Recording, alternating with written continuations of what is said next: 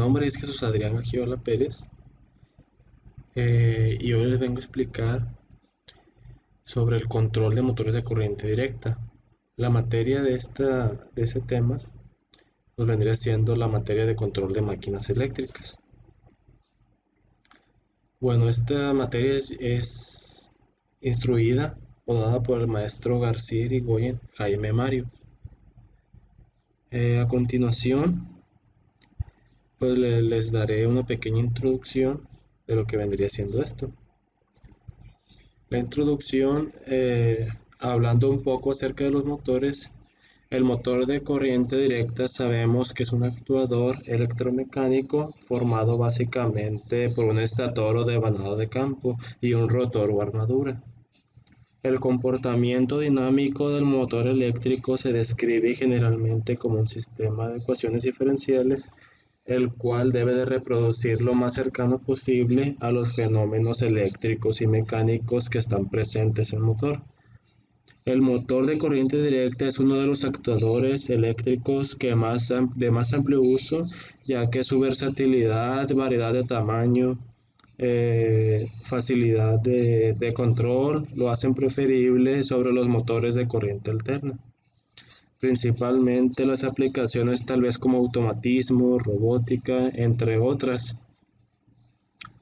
En la actualidad, el control de velocidad de motores eléctricos en sistemas realimentados usualmente requieren la incorporación de sensores mecánicos con el fin de conocer la posición del rotor y calcular así su velocidad para determinar acciones necesarias de control.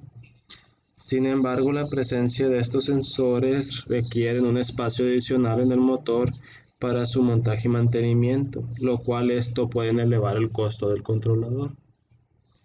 Como se alcanza a apreciar aquí en la diapositiva, pues no es común que las plantas industriales cuenten con una fuente de corriente directa para su uso general, por lo que es necesario obtenerse a partir de un rectificador de corriente alterna, corriente directa, y tampoco es común utilizar un rectificador conmutado, sino uno regenerativo. Los regenerativos es un inversor que trabajan con el flujo direccional o inverso de potencia, controlando el voltaje o corriente directa. Aquí tenemos distintos convertidores. Una vez definidas las características mecánicas de la carga y seleccionada la fuente de potencia, se debe seleccionar el motor y el convertidor.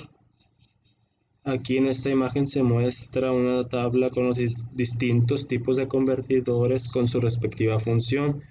La primera es rectificador o controlador o convertidores de fase controlada, el cual su función es convertir de un voltaje de corriente fijo de corriente alterna a un voltaje variable de corriente directa. Se utilizan dispositivos electrónicos o semiconductores de potencia como lo son los R. El segundo es el convertidor de corriente directa a corriente directa. Su función es convertir el voltaje fijo de corriente directa a un voltaje variable de corriente directa, que puede ser de mayor o menor voltaje. Y este tipo de rectificadores se les conoce como buck y bus. Los controladores de potencia de corriente alterna convierten un voltaje fijo de corriente alterna a un voltaje variable también de corriente alterna, pero con la misma frecuencia. Los inversores convierten un voltaje fijo o variable de corriente directa a uno. Bueno, los cicloconvertidores, voltaje, hace lo mismo que el convertidor 3, pero con potencia variable. Aquí tenemos el control de velocidad de motores de corriente directa. Una de las características más importantes en los motores de corriente directa es que su amplio de rango de velocidad de operación, así como la relatividad facilidad con los que estos se controlan. Aun cuando las plantas industriales en nuestro país, la fuente de potencia disponible normalmente son de corriente alterna de 60 Hz, es común que el convertir esta potencia de corriente alterna a corriente directa para operar la máquina. Para darnos cuenta de qué forma podemos controlar la velocidad, Solo basta observar las siguientes fórmulas obteniendo el voltaje total del circuito de armadura, que está dado por el voltaje de armadura más la corriente más la resistencia de la armadura. El voltaje generado en la armadura, que está dado por la constante de voltaje de armadura por el flujo de la velocidad. El último es el par desarrollado, que está dado por la constante K, el flujo y la corriente en dicha armadura, y es igual a B, que es una constante de fricción por la velocidad, más TW, que es la respuesta a un cambio de par de carga. Bueno, la solución simultánea de estas tres ecuaciones permite obtener las ecuaciones de velocidad. Tenemos esta fórmula para calcular la velocidad, en donde se observa que hay 4 parámetros en los que depende la velocidad, que son la corriente de armadura, la resistencia de armadura, la velocidad y el flujo. Sin embargo, dado que la corriente de armadura es un parámetro dependiente que varía con los cambios de carga, la velocidad de un motor de corriente directa puede controlarse usando uno de los otros tres parámetros, dando lugar a tres diferentes variedades de regulación. Aquí tenemos la regulación rheostática. Tenemos la regulación rheostática o potenciométrica también llamada.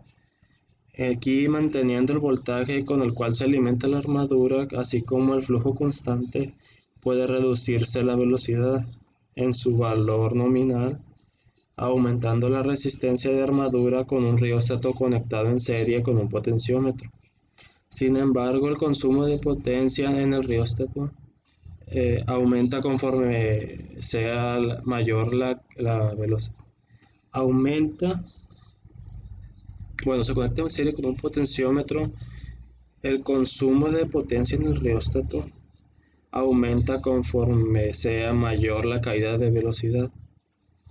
Considerando lo anterior, resulta ineficiente este método de regulación porque en los motores de corriente directa, a menos de que se utilice para motores pequeños. Aquí se muestra en la figura a cómo aumenta la resistencia de la armadura, va disminuyendo la velocidad y a su vez el par. No es recomendable como método de control, pero sí pudiera funcionar como método de arranque. Está la regulación por campo magnético. Aquí está. Tenemos la regulación por campo magnético.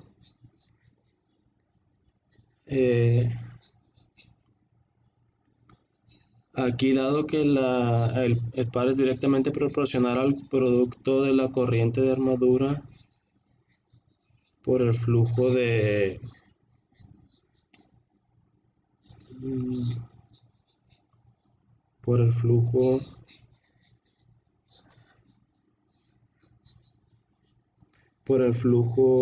como en la ecuación anterior se mostró. Cuando el flujo disminuye la corriente aumentará y existirá riesgo de que el motor se caliente cuando opere. Y debe destacarse que esta situación no se presenta cuando la carga exige potencia constante, dado que la disminución del par va a comenzar con el aumento de la velocidad.